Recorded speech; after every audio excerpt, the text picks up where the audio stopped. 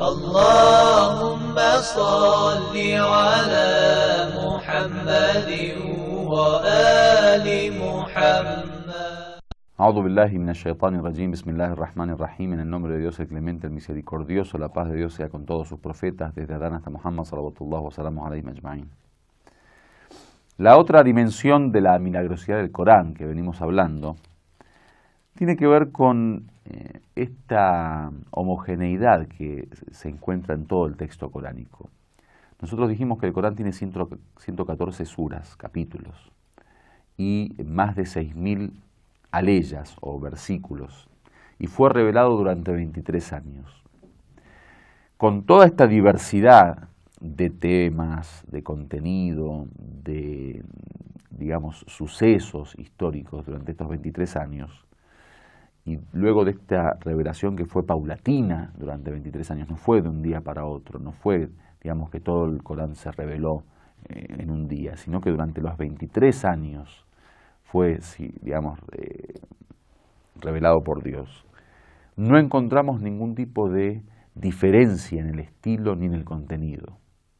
Cosa que generalmente en los libros humanos, en los libros de un autor normal, si ustedes leen, por ejemplo, la obra de un literato cuando tenía 20 años y lee al mismo literato en una obra cuando tenía 40 años y luego cuando tiene 70 años, va a haber, obviamente, una gran diferencia de estilo, de contenido, de sabiduría, del mensaje, de la misión de este literato. O sea, está claro que un autor no puede mantener una misma línea estática en contenido, en estilo, en la forma, digamos, de escritura y en el mensaje que transmite durante 23 años.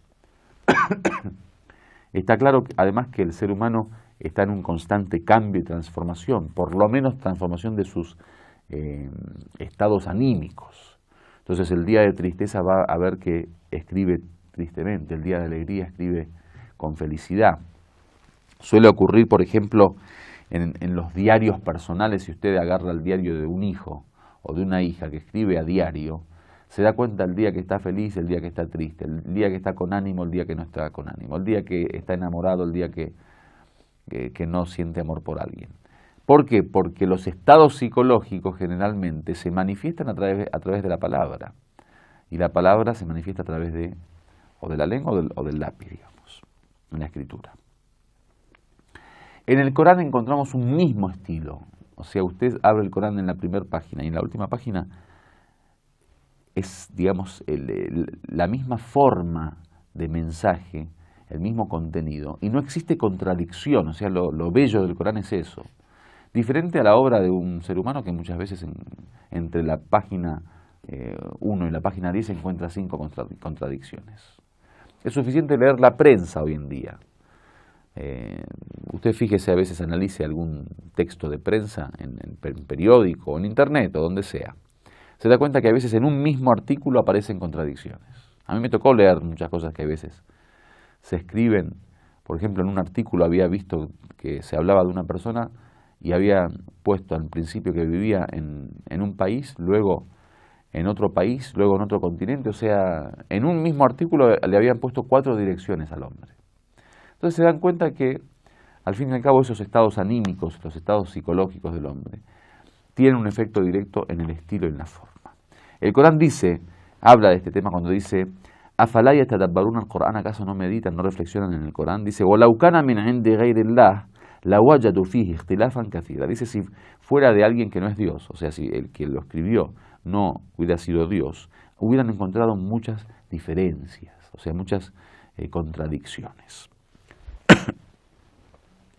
La otra dimensión de milagrosidad del Corán es que ¿quién vino con el Corán? O sea, es palabra de Dios, mensaje de Dios, pero ¿quién lo transmitió? Lo transmitió el profeta Muhammad, con él sea la paz. El profeta Muhammad, hasta antes de su misión, en primer lugar no había, digamos, aprendido nada ante ningún profesor ni ninguna escuela. O sea, era conocida la situación, digamos, en nuestro idioma, académica del profeta. No había participado de clases, de cursos, de un instituto, de una universidad.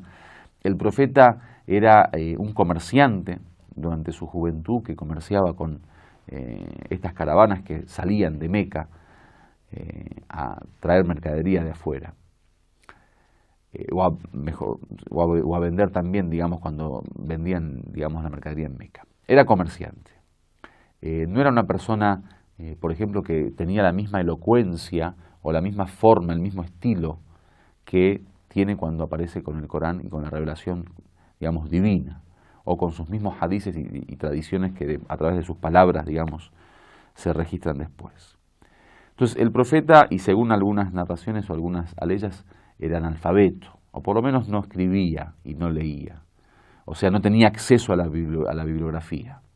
No era una persona que uno dice, bueno, durante 30 años leyó, por ejemplo, y se leyó tantas obras que, bueno, hoy al fin y al cabo, después de 30 años de lectura, tiene una cultura que la manifiesta a través de este libro. No, el profeta era una persona normal que hasta antes de los 40 años no hacía discursos, digamos, su palabra no era una palabra conocida, no tenía obras de literatura, no tenía libros, o sea, era una persona que no estaba en ese ámbito, digamos, en ese ambiente.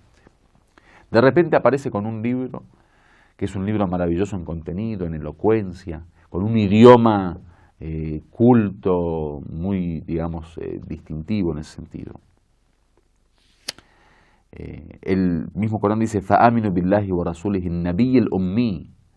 Dice, tengan fe en Dios y en su profeta, que es, o su mensajero, que es el profeta ummi, analfabeto, o sea, el que no escribe, o no digamos analfabeto, pero por lo menos no escribía y no leía. Porque hay después una, digamos, interpretación sobre el hecho de que no escribía y no leía porque no sabía o por otra cosa, que después en algún momento lo vamos a hablar. Dice, por ejemplo, قُلْ لَوْ شَاءَ اللَّهُ مَا تَلَوْتُهُ عَلَيْكُمْ وَلَا أَدْرَاكُمْ بِهِ فَقَدْ لَبِثْتُ فِيكُمْ عُمُرًا مِنْ قَبْلِهِ أَفَلَا تَعْقِلُونَ. Dice, si Dios hubiera querido, no hubiera leído el Corán para ustedes, ni se los hubiera hecho conocer, digamos, no les hubiera hecho saber de la existencia del Corán. Dice, ciertamente he permanecido entre ustedes toda una vida antes del Corán. Dice, ¿acaso no reflexionan? Es decir, como diciendo que el profeta quiere decir, yo viví toda una vida junto a ustedes y ustedes se tendrían que dar cuenta que durante toda mi vida yo no hablaba lo que estoy hablando hoy en día. No tenía estas enseñanzas, no conocía sobre leyes, sobre espiritualidad, sobre los ángeles, sobre el más allá, no hablaba de religión, de Dios, de los, digamos, epítetos divinos, de la realidad de la vida después de la muerte. Todo eso son cuestiones que aparecen de una vez en la vida del profeta después de los 40 años cuando comienza su misión. Entonces todo eso obviamente habla de la milagrosidad del Corán, que de repente un hombre normal, que vivía como una persona normal, de repente viene con una ciencia, con una escuela, con una universidad de conocimiento llamada Corán.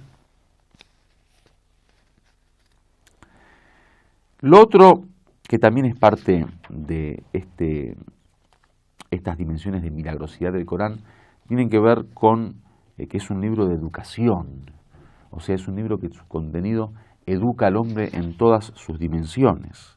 Por ejemplo, tenemos dentro del contenido del Corán cuestiones que tienen que ver con la creencia, cuestiones que tienen que ver con la ley, con la política, con la ciencia, con la historia, con la economía, con temas militares, de defensa.